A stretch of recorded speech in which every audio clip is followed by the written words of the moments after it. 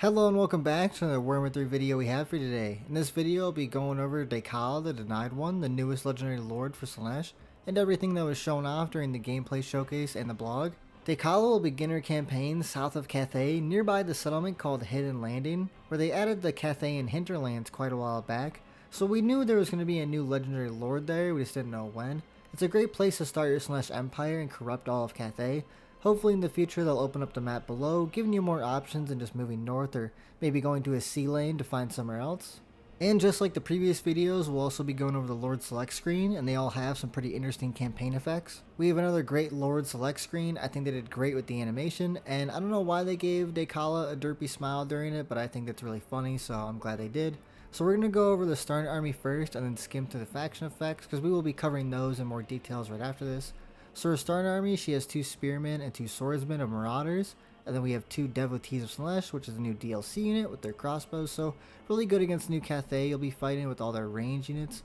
And then you have the champions of Slaanesh, which are also new, and they'll be great for fighting all the Jade warriors as well.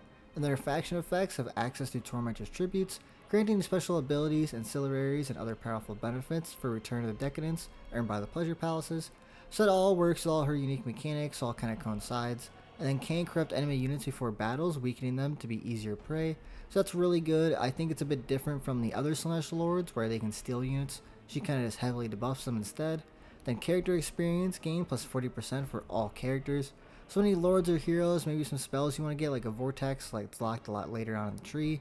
So that's really good. Physical resistance plus 10 for devoted marauders and marauder horsemen and hellstrider units.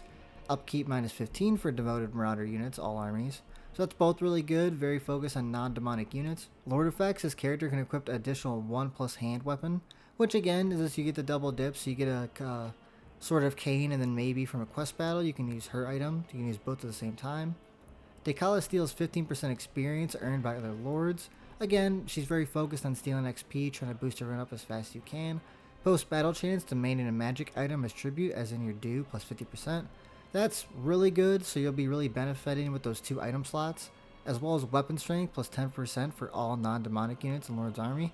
Again, just focused on the non-demonic units, trying to flip with a coin compared to the last DLC. Really good. I think they did a good job on trying to, make her unique compared to the other factions.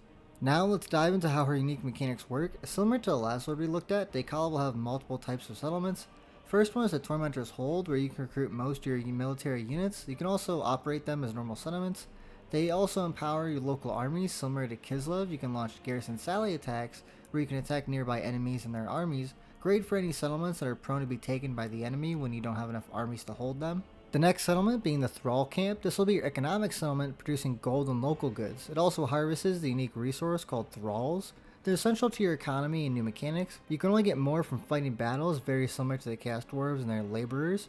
So you'll need to keep the number high of thralls you have, because if you do run out, the settlement output will decrease by more than half. And the third type of settlement is the Pleasure Palaces, costing thralls instead of gold to build. This will also be your capital settlements, since you can only build them there, as well as only being able to build a limited number, but once you have enough Pleasure Palaces at tier 3, you're able to build another one, and so forth.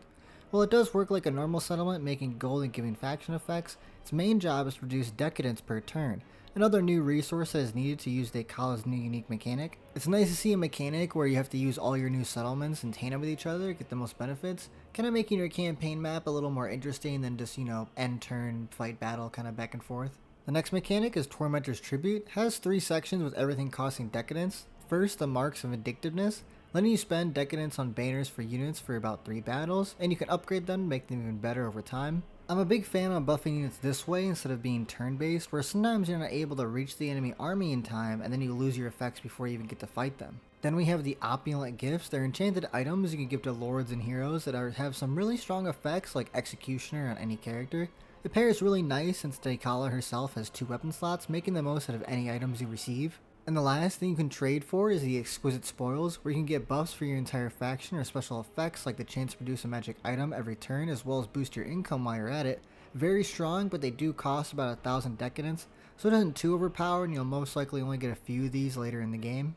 So far, her unique mechanics look really good. I didn't expect her settlements to be a mix of Chaos Dwarves and what the new High Elf Lord is getting. Still pretty interesting, and the fact you have a new resource to manage will make the campaign a lot more interesting instead of just, focusing on your battles.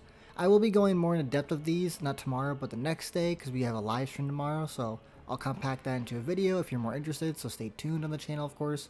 And now I'm going to assume most of you have probably seen from other channels all the new units and their stats already, so I'll just be going over just, some of the stats that have already been shown, anything new or interesting left in the blog post or the showcase. Up first is Dechala herself. Her stats are decent for her size, having anti-infantry, armor piercing, and magical attacks, as well as having two abilities that play off each other, one for high attack stats that debuff your defense, and an ability to boost your defense but debuff your attack. They do work well on multiple units, so make sure you use your ability wisely or end up losing units if you don't notice. The generic Lord is the Chaos Sorcerer of Slaanesh, probably the strongest in melee out of all the Chaos Mages. Gonna have a decent spells and can probably go with any army. I really like the design they chose. I think they did pretty well with all the Chaos variants in this game, making them very distinct from each other. And the legendary hero is Sakar, a really strong Chaos Warrior, armor and shielded, who can boost other Chaos Warriors in your army on top of being really fast. He can take on most other lords and heroes by himself, and his mount is going to be a Pleasure Seeker, making him even faster than he already was. Speaking of heroes, Slaanesh has two of them. One is called the Exalted Hero of Slaanesh, having a crab arm and hooves being extremely fast, as well as being a melee specialist, armored and having high melee attack. Great for fighting and chasing down enemy units that you can't really get to, or really taking on any unit for that matter. And the other hero is the Druchii Anointed, an armored dark elf that succumbed to Slaanesh, having anti-infantry and armor piercing, being great at taking out enemy infantry, all while having a few bound spells for taking out large groups of enemies. I think they look really cool. I'm hoping maybe some of the dark elf lords will have access to them. That won't be the only Dark Elves for Slaanesh this DLC. The Devotees of Slaanesh come in two variants, one is dual wield and the other is crossbows. They both have anti-infantry and high armor and weapon strength, everything you can expect out of a Slaanesh unit, while the crossbows do have armor piercing, good for taking out other range units and maybe thunder barges. They are like Dark Shards from the Dark Elves, so it's a good comparison. I wouldn't say they're as good, but they're pretty close. The last infantry unit is the Slangors, being a dual-wield vanguard unit with high speed and weapon strength, and just like the rest of the roster, they also have anti-infantry of course. It is a little sad we don't have a javelin unit for Slaanesh, but either way it's a good thing that all 4 Chaos Gods have now their Beastman flavor, so it's kinda neat as we kinda knew each as the DLC rolled out we would get a new one. The Champions of Slaanesh take after their own lord, being a giant snake and all, being a monstrous infantry unit having all the hallmarks of Slaanesh unit with armor piercing, anti-infantry, magical attacks, and devastating charge. Really good for getting hard-hitting units in your army, as well as being effective since they are monstrous infantry, so you could just have most of your army be these guys and it could take on, most infantry units. The Pleasure Seekers are a fast-moving serpent-like creature that deals a lot of damage with their armor piercing and magical attacks. Good if you don't want to keep cycle charging the enemy and just focus on other units during the battle. Very fun, it is a monstrous unit at the end of the day, so do be careful of missile attacks, but it does have a shield. And now for the final unit of Slaanesh, it's the Praeton, a flying monster with armor piercing, frenzy, and anti-large, made for taking on enemy monsters and other flying units. Kinda odd this is the centerpiece unit, hopefully there's a big unit in another DLC that Slaanesh will be able to use in the future. Kind of my theory on why we had the Praeton and not, a big monster. And that's going to wrap up the video. That was all the info I have from the blog and showcase. Stay tuned for Slaanesh rework when they release that tomorrow. I'll have a video either tomorrow or the next day about it. And also we'll be covering Norska next week with all their blog posts and gameplay showcases. And then we got the DLC and the 25th anniversary of Total War. I'll have videos about that and whatever comes out, of course. Stay pretty excited for that. I think we're going to get a lot of big announcements.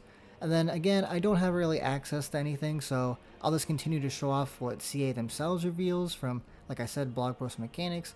Again, stay tuned to the channel, a lot more news coming out. I really appreciate it. Thank you so much for watching the video. Like and subscribe, it really does help out the channel. And I will see you guys in the future.